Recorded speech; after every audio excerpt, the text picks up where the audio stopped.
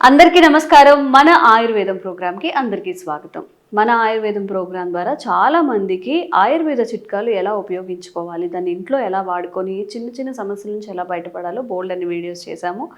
మీరు ఆదరిస్తూనే ఉన్నారు. అందరికీ thank you first of all. And ఈరోజు ఒక మంచి చిట్కాతో మీ ముందుకు వచ్చేసాము. షుగర్ అనేది అన్కంట్రోలబుల్ ఎక్కువగా ఉన్నప్పుడు దాన్ని ఎలా కంట్రోల్ చేసుకోవాలి అని ఎక్కువ టాబ్లెట్స్ వేసుకుంటూ ఉంటారు. దానివల్ల ఎలాంటి యూజ్ ఉండదు అండ్ సైడ్ ఎఫెక్ట్స్ వచ్చే అవకాశం కూడా ఉంటుంది. కాబట్టి మన ఇంట్లో దొరికే మెంతులు, పసుపు ఇలాంటివన్నీ యూజ్ చేసి ఈరోజు ఒక చిట్కాని అయితే తెలుసుకుందాం. మరి ఇంకెందుకు ఆలస్యం, వంటింటి చిట్కాలకు కేర్ ఆఫ్ అడ్రస్ అయిన మధుసూదన్ శర్మ గారు మనతో ఉన్నారు. ఈరోజు షుగర్ కంట్రోల్లో ఉండాలి, ఎలాంటి సైడ్ ఎఫెక్ట్స్ రాకుండా ఒక మంచి చిట్కా అయితే తెలుసుకుందాం. నమస్తే సార్. ఎలా ఉన్నారు? బాగున్నాను సార్. సార్, షుగర్ అనేది అన్ని వ్యాధులకి మూలం అని చెప్తూ ఉంటారు. ఏది లేకపోయినా షుగర్ ఒకటి ఉంటే చాలు, నోరు కట్టేసుకోవాల్సి వస్తుంది, స్వీట్స్ తినకూడదు, అన్నం ఎక్కువ తినకూడదు అని చెప్తూ ఉంటారు.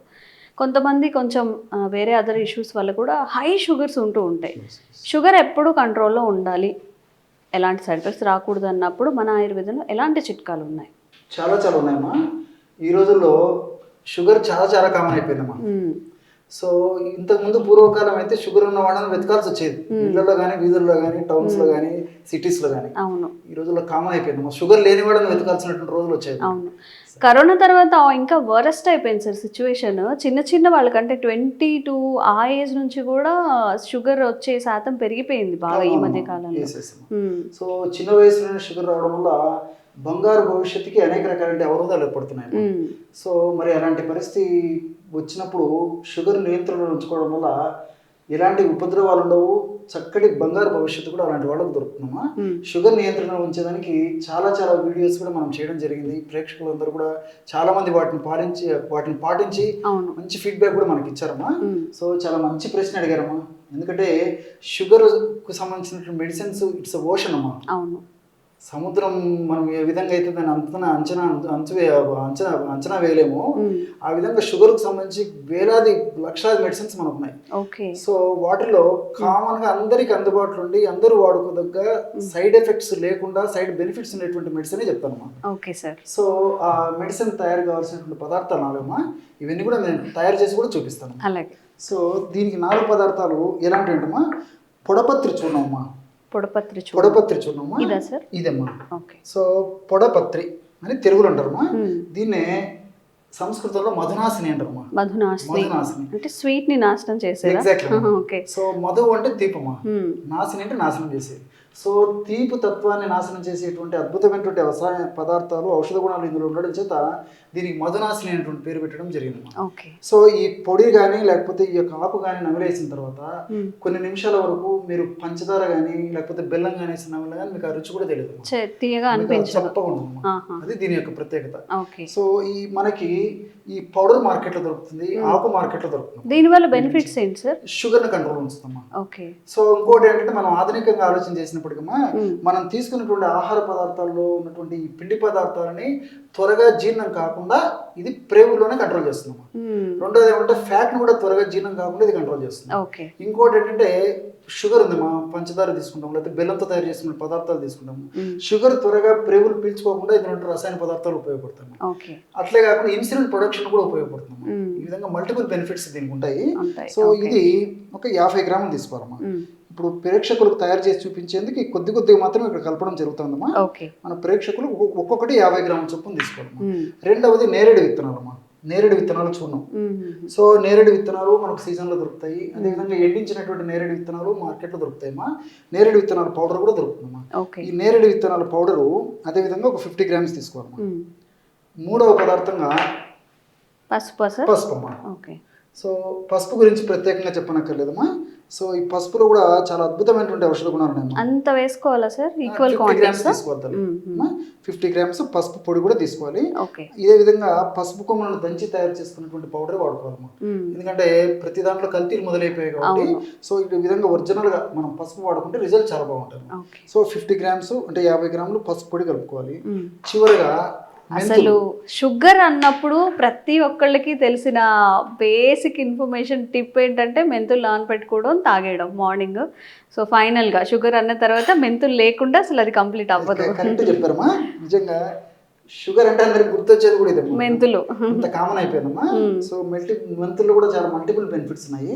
మెంతులను కాస్త వేయించేసేసి పౌడర్ లాగా తయారు చేసేసుకొని ఒక 50 grams తీసుకోవాలమ్మా. ఓకే, కేవలం ఈ 4 పదార్థాలు 4 కూడా ఈక్వల్ క్వాంటిటీస్ లో తీసుకోవాలి. Either it is 50 grams or 100 grams, ఎంత తీసుకున్నా క్వాంటిటీ ఈక్వల్ గా ఉండాలి. ఎగ్జాక్ట్లీ అమ్మా. సో మధునాసిని అంటే పొడపత్రి చూర్ణము, నేరేడు విత్తనాల చూర్ణము, పసుపు పొడి, అదేవిధంగా మెంతులు వేయించి చేసినటువంటి పౌడర్, కొంచెం డ్రై రోస్ట్ చేసేసుకొని వేయించుకోవాలి. అంతేమ్మా. సో ఈ యొక్క మెంతులు మాత్రం వేయించాలమ్మా, మిగతా పదార్థాలు మాత్రం అక్కర్లేదమ్మా, అలాగే వాడుకుంటే సరిపోతుంది. కేవలము ఒక పావు నిమిషం లేదా ఒక 1/2 నిమిషం లోపే బ్రహ్మాండమైనటువంటి షుగర్ వ్యాధిని నియంత్రించేటువంటి అద్భుతమైనటువంటి అతి చౌకైన దొరికి లభ్యమైనటువంటి ఔషధం రెడీ అయిపోతుంది. ఓకే, ఈ విధంగా తయారు చేసుకున్నటువంటి ఔషధాన్ని ఒక గాజు సీసాలో నిల్వ ఉంచుకోవాలమ్మా. నిల్వ ఉంచుకొని రోజు ఉదయం ఆహారానికి ఒక 10 నిమిషాల ముందు, రాత్రి ఆహారానికి ఒక 10 నిమిషాల ముందు మనం తయారు చేసి పెట్టుకున్నటువంటి చూర్ణం ఏదైతే ఉందో అది 1/2 టీ స్పూన్ అమ్మా. 1/2 టీ స్పూన్ అంటే చిన్న స్పూన్స్ తో. ఎగ్జాక్ట్లీ. మన ఇంట్లో పెద్ద పెద్ద స్పూన్స్ అయితే పావు టీ స్పూన్ సరిపోతుంది. అంతే తల్లి, అంతేమ్మా. సో ఇట్లాగైతే 1/2 టీ స్పూన్ సరిపోతుంది. సో 2.5 నుంచి 3 గ్రాముల వరకు మా. సో ఒక్కసారి ఒక డోస్కి ఈ విధంగా కలుపుకోవాలన్నమాట. సో చూడండిమా, కేవలము అతి త్వరలోనే బ్రహ్మాండమైనటువంటి షుగర్ను తగ్గించేటువంటి, షుగర్ను నియంత్రించేటువంటి, షుగర్ వ్యాధి వల్ల భవిష్యత్తులో ఇతర ఉపద్రవాలు రాకుండా, సైడ్ ఎఫెక్ట్స్ రాకుండా ఉండేటువంటి బ్రహ్మాండమైనటువంటి పానీయం రెడీ అయిపోయింది. ఈ విధంగా తయారు చేసుకున్నటువంటి పానీయాన్ని ఒక ప్రమాణంగా సేవించాలమ్మా. ఇదే పద్ధతిలో మళ్ళీ రాత్రి పూట కూడా ఆహారానికి ముందమ్మా వాటర్లో కలుపుకొని తీసుకోవాలి. ఈ విధంగా రోజు రెగ్యులర్ గా తీసుకుంటుండాలి. ఇప్పుడు మనం చెప్పుకున్నటువంటి ఔషధం తల్లి ఇప్పుడు ఒక్కొక్కటి 50 grams కదమ్మా, టోటల్ 200 grams అయింది. 200 grams 40 days కి వస్తుందమ్మా. ఇదంతా మా అంచనా లెక్క, మా అందరికి చెప్తుంటాం కదమ్మా. సో ఈ విధంగా తయారు చేసుకున్నటువంటి ఔషధం అయిపోయిన తర్వాత మళ్ళీ తాజాగా తయారు చేసుకొని వాడుకుంటున్నాం. మంత్లీ ఒకసారి చేసుకొని ఎప్పుడైతే ఇప్పుడు చేసుకుంటే సరిపోతుంది. 40 days కి 40 days కి ఈ విధంగా ఫ్రెష్ గా తయారు చేసుకుని వాడుకోవడం వల్ల ఔషధ విలువ తగ్గిపోకుండా చాలా ఫాస్ట్ గా, సమర్థవంతంగా, శీఘ్రంగా పనిచేసడానికి అవకాశం ఏర్పడుతుంది. సో దీనివల్ల ఏంటంటే నేను ఇంతకుముందు చెప్పాను కదమ్మా, కేవలం షుగర్ వ్యాధి నియంత్రించడమే కాకుండా షుగర్ వ్యాధి వల్ల అనేక రకాల ఉపద్రవాలు వస్తాయమ్మా. తల నుంచి కాళ్ళ వరకు వివిధ రకాలైన అవయవాలు, అంగాలు కూడా బాగా డ్యామేజ్ అయిపోతాయి.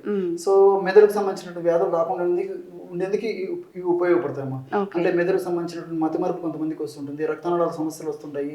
అదేవిధంగా ఈ పార్కిన్సన్స్ సమస్య అని చెప్పేసి కొంతమందికి వస్తుంటాయి, ఎక్కువ షుగర్ ఉన్నటువంటి వాళ్ళలో. అదేవిధంగా పక్షవాతము, మెదడులో గడ్డలు ఏర్పడము, మెదడు రక్త సరఫరా సరిగ్గా లేక ఇతర ప్రాబ్లమ్స్ రావడము, ఇలాంటివన్నీ కూడా కంట్రోల్ అయ్యేటువంటి పరిస్థితి ఏర్పడుతుందమ్మా. అదేవిధంగా ఇప్పుడు రెండోది ఏమంటే ఈ మెంతులు ఉన్నాయి కదమ్మా, మెంతుల వల్ల ఈ కొలెస్ట్రాల్ కంట్రోల్ అయిపోతుందమ్మా. సో చాలా మందికి కరోనా తర్వాత షుగర్ అనేది ఇప్పుడు ఒక 10 కుటుంబాలను తీసుకుంటే అందులో చిన్న వయసులో ఉన్న వాళ్ళకు కూడా చాలా మందికి షుగర్ వచ్చింది ఆఫ్టర్ కరోనా తర్వాత. సో కొన్నిసార్లు మన మిస్టేక్ లేకపోయినా సమ్ డిసీజెస్ అని వస్తూ ఉంటాయి, లైక్ షుగర్ అనేది లైఫ్ స్టైల్ డిసీజ్ అంటూ ఉంటారు. కాబట్టి వచ్చిన షుగర్ని కంట్రోల్ చేసుకోవడం, దానివల్ల ఇంకెలాంటి సైడ్ ఎఫెక్ట్స్ కానీ ఇంకా ఆరోగ్య సమస్యలు రాకుండా చూసుకోవడం మాత్రమే మన వంతు. సో ఇంట్లో చేసే ఈ చిన్న చిన్న చిట్కాలను పాటించి కూడా మనం షుగర్ని కంట్రోల్ చేసుకోవచ్చు. చక్కని చిట్కా చెప్పారు కదా ఈరోజు మనకి. Thank you sir, thank you so much. Okay.